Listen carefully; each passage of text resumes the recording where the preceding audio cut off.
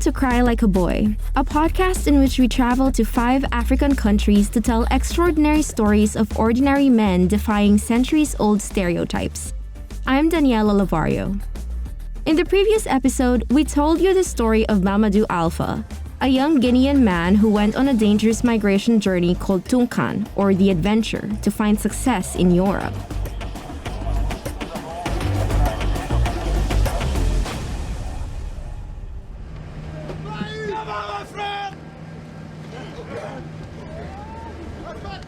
In Guinea, this adventure is a rite of passage for some young men who see the hardships and experiences they have on this journey as essential to becoming real men.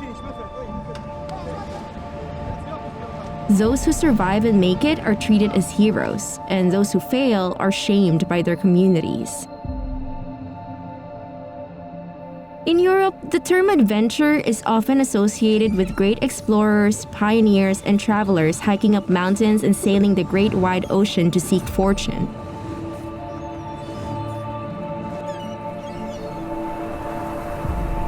Our story this week starts in the French Alps, where young men like Mamadou are also crossing mountains.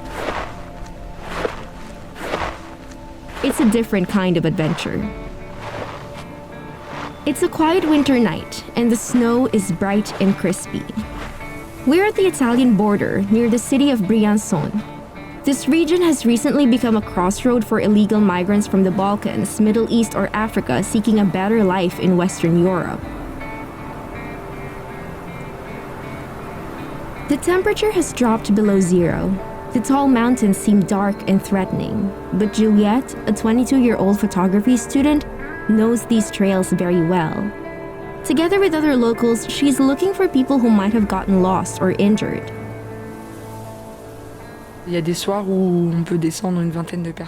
Some nights we get down about 20 people, some nights no one. Juliette is part of the association Tous Migrants, an initiative which helps find the people who have been on the road for many days, sometimes months. Many of them have frostbite, some seriously injured. Most are exhausted.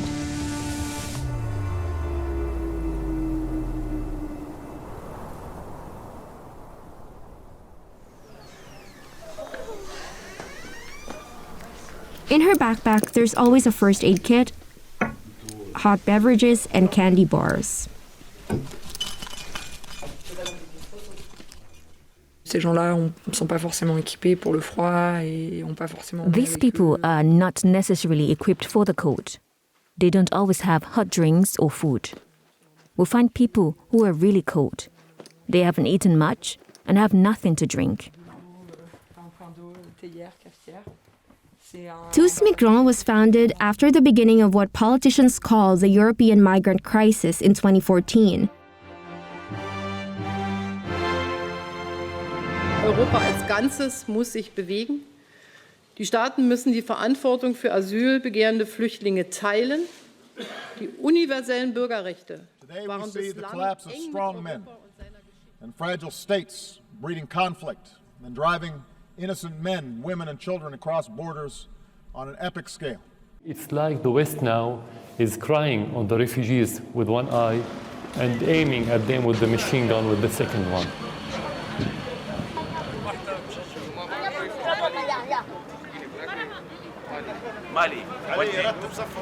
Hundreds of thousands of people started arriving in Europe, gathering in huge migration camps in Greece or other parts of the continent.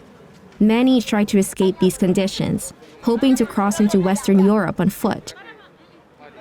And Briançon, France, a city nestled in the Alps, has become one of the hubs for those who were injured or lost their way during their adventure and can't quite continue the trip. It's not acceptable for us to let people die in the mountains. We don't want our mountains to become cemeteries. It's just not possible.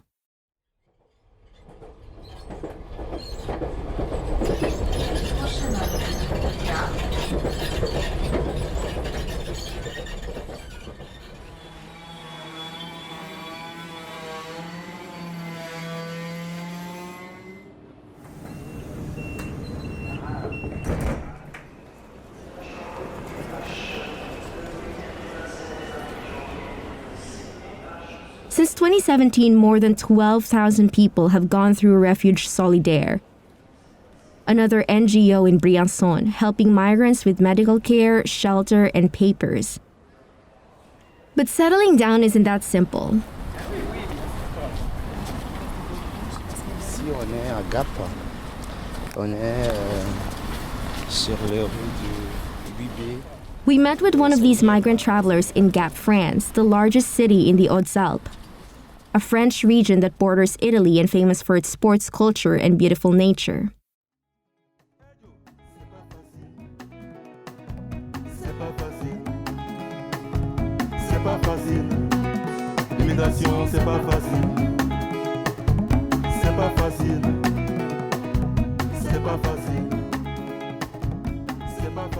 Moi, je m'appelle Fana. My name is Fana. I come from Guinea, Conakry, and I'm 18 years old. Fana left at a young age because he thought he'd find better opportunities in Europe. De la famille, de la situation familiale et tout. Apart from the family situation, when you see the political, the socio-economic situation of your country, even if you're a kid, you can still have some thoughts. You think to yourself, why this? Why us? You see that there are all these resources, but you are struggling. You don't live well. You live in misery. He decided to go on the adventure by traveling from Guinea to France. Je suis parti tout seul à l'âge de 12 ans. Tu imagines, c'est dingue. I left on my own at the age of 12. Can you imagine? It's crazy. I went to Mali from Guinea. I met some smugglers who actually take people from Mali to Algeria. In fact, I negotiated with them. I did all necessary things with them. I left like that from country to country until I got to France. Fana is from Conakry, Guinea, and like Mamadou, he went on the migration route to Europe, with one crucial difference. He made it to the other side and now lives in France. Ma famille me considère comme un héros, en fait. My family sees me as a hero. The others? Maybe. Who knows? But I don't know. There are many who are proud of you. There are also some who hate you because you have succeeded in your life. Bien sûr, franchement, c'est calme, c'est tranquille. Et voilà, les gens... It's calm here. I've been living here for a few months, and I think, yeah. Fana is wearing sunglasses, comfortable gray pants, and a bright yellow hoodie. He seems confident and relaxed as we walk towards his apartment block. He's been living in Gap for 2 years, but he has only recently moved to this residential area.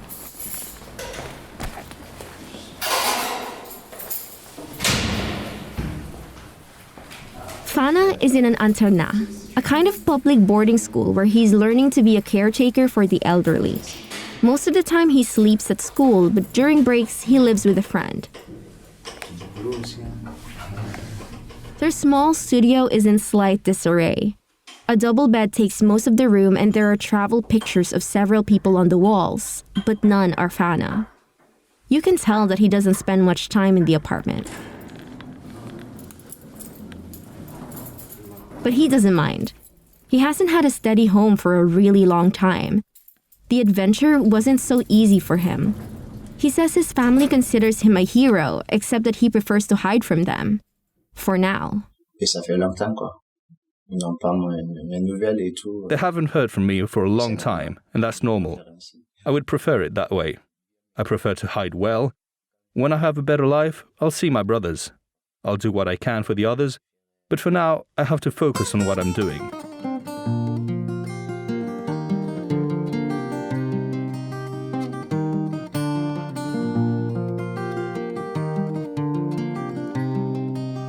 Mobaju ya kelama atoye alabasara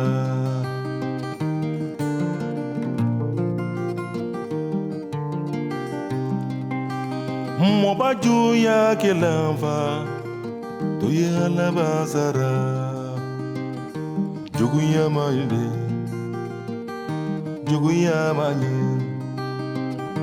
Juguya malde Juguya manye According to UNHCR, despite the coronavirus pandemic, over 41,000 people arrived in Europe irregularly through Spain in 2020, undertaking the Mediterranean route. And Guineans were the second most numerous group of migrants from sub-Saharan Africa after Malians.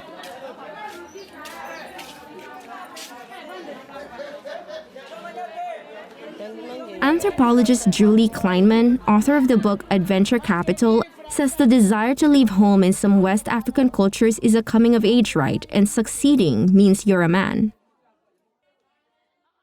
In the 19th century, there are many documented cases of leaving one's village to become a man. In most of West Africa, leaving and migrating is a kind of initiation rite through which one becomes a man. Fana says that already at the age of 12, boys in Guinea feel like grown-ups.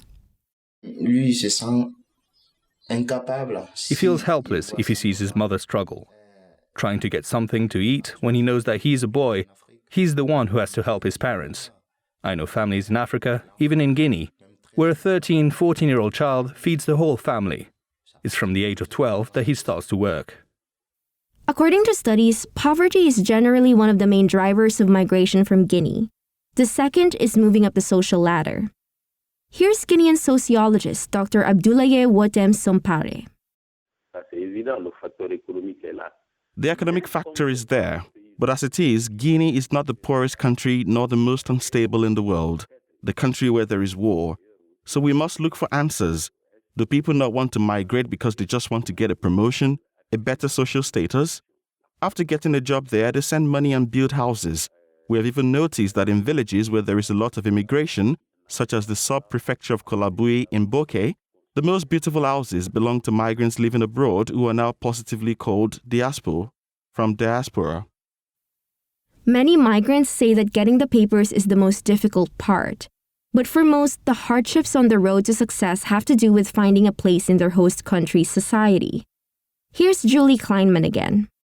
The first and most serious way that the host country creates difficulties is through this economic marginalization that, of course, comes along with political in terms of having or not having papers and immigration rights. So they both take away rights of people by not allowing them to work legally. And even when they can work legally, they're very much kept in a particular role of the quote unquote unskilled migrant. And I do not agree with the word unskilled because most of these migrants will in fact gain a lot of skills while they're abroad.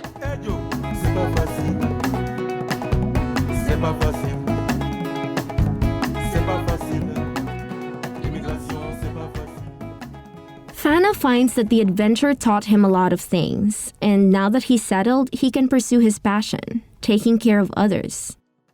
Sinon, voilà, je suis un peu polyvalent quand même. Je peux faire. I'm a bit versatile. I can do a lot of jobs, several jobs. But I like this school. Julie Kleinman says that back home, working-class jobs like the one Fana is pursuing are often not considered manly enough. But migrants don't mind, because they're living the adventure. And someday, they'll reach success. There's this famous saying in the Malian language, Bamanakan, which is Tungate Dambedon, meaning that exile has no dignity. So when you go abroad somewhere, you can do any kind of job. It's not going to be an assault on your family's lineage or on your own dignity, as it might be if you stayed in West Africa, because you can do any sort of job. They use these resources to remind themselves as well that they can do these jobs which may be considered less dignified where they're from, but they can do them because they're on this migratory adventure. And they use, I think, that as a resource to overcome some of the attacks on their dignity that they experience, to remind themselves that this is not necessarily the context that counts the most. The context that counts the most is still where they're from and in their communities, where their lineage and their dignity as a man and as a person matters.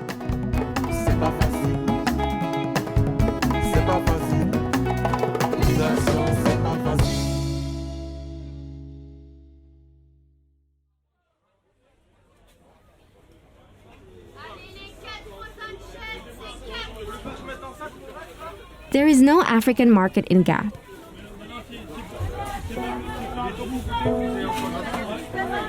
To get the food he's used to, Fana has to go all the way to Marseille, a big port at the Mediterranean.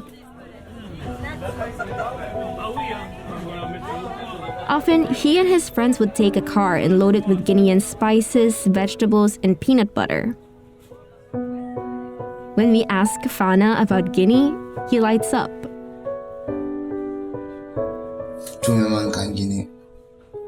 I miss everything about Guinea. My family, the life there, even if it's hard. But I like the life there actually. It's hard, but that's where I was born. The temperatures, the climate there, even the air. Despite homesickness, Fana doesn't want to go back.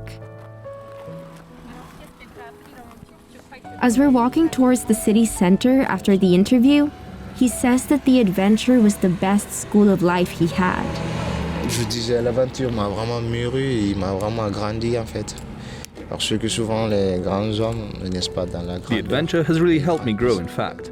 You have to know that great men are not born this way. They become great. And that's my case.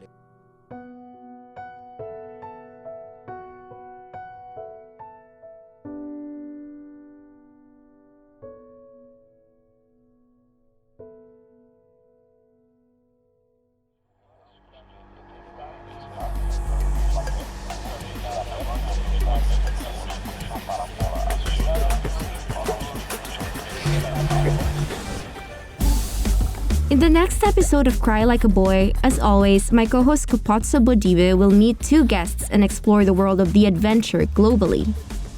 Cry Like a Boy is published every second Thursday. If you're new to our podcast, check out our previous episodes on the illegal miners of Lesotho. These men risk their lives every day and experience trauma from living months underground. In our documentary on the Banama Mainara, you can hear how these men are coping with that trauma of life in the mines. Have a listen, it's a gripping story. I, Daniela Lavario, will see you next time. In this episode, we used music by Basi Soko, with original reporting and editing by Makeme Bamba in Conakry, Guinea, and Naira Davlashian in Gap, France. Marta Rodriguez Martinez, Lilo Montalto Manila, and Arwa Barcala in Lyon, Man Peya Diao in Nairobi, Lori Martinez in Paris, France, and Clitia Sala in London, UK. Production design by Studio Ochenta. Theme by Gabriel Del Maso.